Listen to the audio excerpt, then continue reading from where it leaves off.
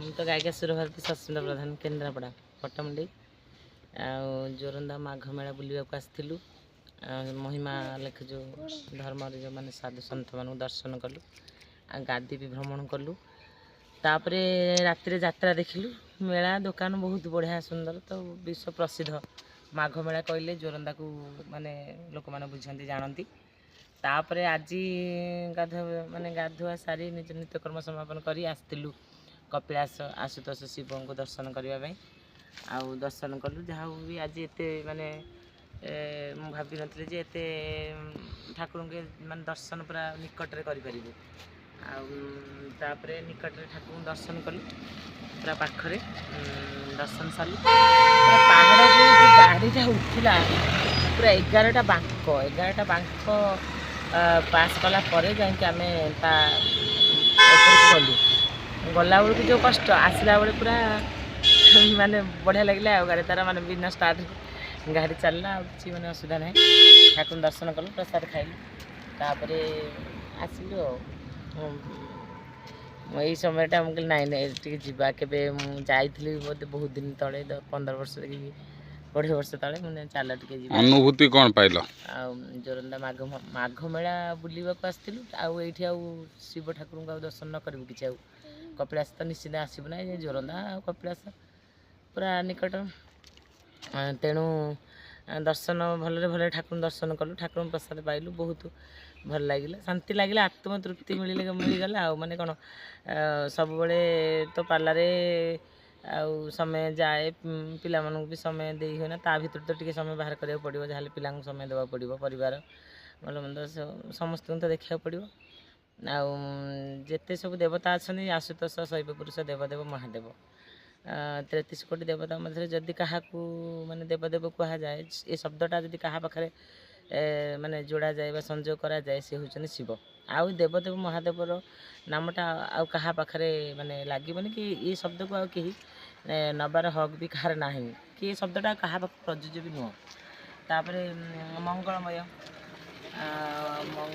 କହିଲେ ଶିବଙ୍କୁ ହିଁ ବୁଝାଏ। ଏ ମଙ୍ଗଳ ଶବ୍ଦଟା ଶିବଙ୍କ ପାଖରେ ହିଁ ଲାଗିବ, ବ୍ରହ୍ମାଙ୍କ ପାଖରେ ଲାଗିବନି, କି ବିଷ୍ଣୁଙ୍କ ପାଖରେ ଲାଗିବନି। କାହିଁକିନା ସଂସାରର ଯେ ହଳାହଳ ବିଷକୁ ପାନ କରି ନିଜେ ନୀଳକଣ୍ଠ ପାଲଟି ଗଲେ ସଂସାରକୁ ସୁଖ ଦେବା ପାଇଁ, ସମସ୍ତଙ୍କୁ ଶାନ୍ତି ଦେବା ପାଇଁ, ଆଉ ଅକୁଣ୍ଠିତ ଚିତ୍ତରେ ଯିଏ ସହଜରେ ମୁକ୍ତ ଭାବରେ ଯିଏ ବର ଦେଇ ଦିଅନ୍ତି ଭକ୍ତଙ୍କୁ, କିଛି ଆଗ ପଛ ଚିନ୍ତା ନ କରି, ସିଏ ହେଉଛନ୍ତି ଶିବ। ଯାହାଙ୍କର କିଛି କାମନା ବାସନା ନଥାଏ, ଯେଉଁ ଶିବ ଠାକୁରଙ୍କର କୌଣସି ବିଳାସ ବ୍ୟସନ ନାହିଁ। ବିଷ୍ଣୁଙ୍କର ବୈକୁଣ୍ଠପୁର ହେଲେ ଇନ୍ଦ୍ରଙ୍କର ଅଳକାପୁର। ଆଉ କିନ୍ତୁ ସେମାନଙ୍କର ବେଶଭୂଷଣ ସହିତ ବାସଭୁବନ ବିଳାସ ବ୍ୟସନ, ଭୋଗ ବିଳାସ ସେମାନଙ୍କ ସବୁ ଦେବତାଙ୍କର ଅଛି। ହେଲେ ଶିବଙ୍କର କହିଲେ ବାସ କହିଲେ କୈଳାସ ପର୍ବତ, ଆଉ ଭୂଷଣ କଲେ ବ୍ୟାଘ୍ର ପରିଧାନ, ବସ୍ତ୍ର କଲେ ବ୍ୟାଘ୍ର ଚର୍ମ, ଆଉ ଅଳଙ୍କାର କଲେ ସର୍ପମାଳ, ଭୂଷଣ କଲେ ଭସ୍ମ ପାଉଁଶ। ତେଣୁ ଏସବୁ ଭିତରେ ଥାଇକିନା ବି ସେ ଅନ୍ୟମାନଙ୍କୁ ଶାନ୍ତି ଦିଅନ୍ତି। ଆଉ କର୍ମା ଦାନୀ ସେ ଅଟନ୍ତି, କର୍ମ ନଥିଲେ ଯାଚି ଦିଅନ୍ତି। ତେଣୁ ତାଙ୍କୁ ସହଜରେ ଯେମିତି ଭାବ ହଉ, ଭକ୍ତମାନେ ଶିବଙ୍କୁ ସନ୍ତୁଷ୍ଟ କରିପାରନ୍ତି। ଆଉ ଯେମିତି ବି ଭାବ ଥିଲେ ବି ଭକ୍ତ ପାଖରେ ଅତି ନିକଟତର ହେଇପାରନ୍ତି ହିଁ ଶିବ ଠାକୁର। ଆଶୁତୋଷ ମଙ୍ଗଳମୟ ଦେବଦେବ ମହାଦେବ, ପାଦ ତଳ ଅନନ୍ତ କୋଟି ପ୍ରଣାମ। ଆଉ ବେଶୀ ଶାନ୍ତି ଲାଗିଲା ପ୍ରଭୁଙ୍କୁ ଦର୍ଶନ କରି, ଭଲ ଲାଗିଲା। ତାପରେ ଆଉ ପୁଣି ମନ ଭିତରେ ଅଭିଳାଷ ଅଛି କ'ଣ, ଏତେ ଜଞ୍ଜାଳ ଭିତରେ ପାଲା ପ୍ରୋଗ୍ରାମ, ପିଲା ଭଲ ମନ୍ଦ ଏସବୁ ଘର ଭିତରେ ପୁଣି ଚିନ୍ତା କରୁଛୁ କେମିତି ଏସବୁ ଜାଗା ହେଇଗଲା। ଖରାଦିନ ପାଲା ସରିଲା ପରେ ମାର୍ଚ୍ଚ, ଏପ୍ରିଲ, ମେ, ଜୁନ୍, ଏଇ ଯେଉଁ ଖରାଦିନ ପାଲା ସରିଲେ ପୁଣି ମୋ ପୁଅ ଝିଅ ଏମାନଙ୍କର ସବୁ ପରୀକ୍ଷା ସରିଥିବ।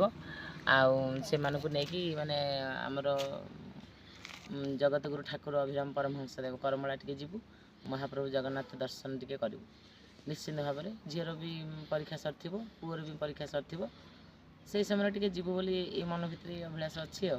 ଆଉ ଯାତ୍ରା ତ ଆମେ ଭଲ ପାଉ ଯାତ୍ରା ଦେଖିବା ପାଇଁ। ଦିନରେ ମେଳା ବୁଲିଲୁ, ରାତିରେ ଯାତ୍ରା ଦେଖିଲୁ। କାଲି କୋଣାର୍କ କରୁଥିଲା, ତାପରେ ଆଜି ବି ସେମିତି ଯାତ୍ରା ଦେଖିବୁ ବୋଲି ଚିନ୍ତା କରିଛୁ। ଆଜି ଯାତ୍ରା କ'ଣ ପଡ଼ିଛି, ସିଂହ ବାହିନୀର ତୁମ ବଜିରଙ୍ଗୀ। କାଲି ଦେଖିଥିଲୁ ତୁ ବୋଧେ ମୋ ଭାଗ୍ୟ ନାଉ। ଦିନରେ ବୁଲିବାକୁ, ରାତିରେ ଯାତ୍ରା ଦେଖିବା। ତାପରେ ତ କାଲିଠାରୁ ପୁଣି ପାଲା ପ୍ରୋଗ୍ରାମ ଚାଲିବ। ଆଉ ତ ତା ଭିତରେ ସମୟ ବାହାର କରିହେବନି।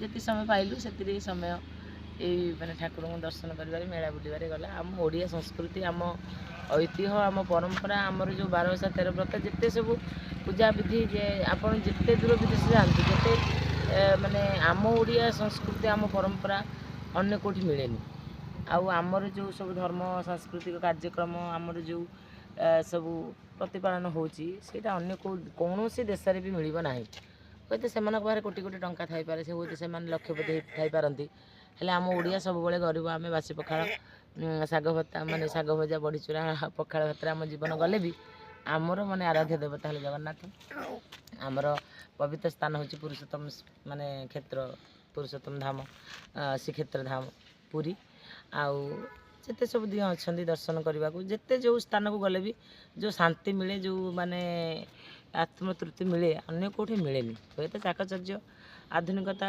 शैली माने चलवा सब देखा मिले हेले आम परंपरा आम संस्कृति कौटी मिले।